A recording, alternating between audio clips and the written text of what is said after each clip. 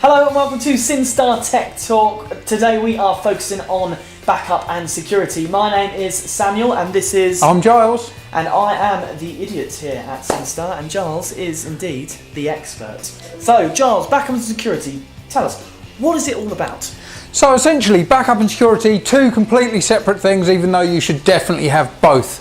So backup is all about the data that you've got, copying that, making sure that it's in multiple places, whereas security essentially is stopping people from coming in or essentially stopping people from getting out.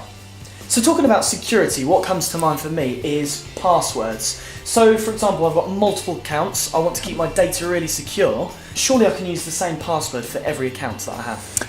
Well, you can, obviously, but it's definitely not recommended. So what we would always recommend is the really important stuff. So for example, access to your company server, bank accounts, things like that. Really, it's best to get a completely random one that's nothing to do with you.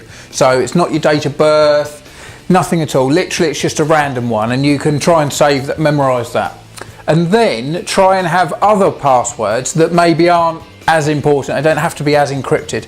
But for example, it's always good to change some characters. So for example, if I was going to write my password as, say, Samuel, I would maybe, instead of an S, I would do a 5.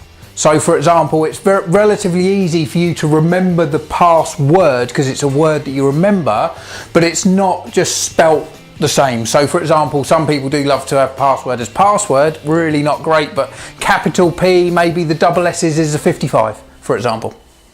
There we go. Does that make sense? Yeah. Brilliant, thanks Giles. Excellent. Oh, there you go. So thanks again for listening to Syn-Star Tech Talk, and we'll see you next time. See you at the next one. I don't know.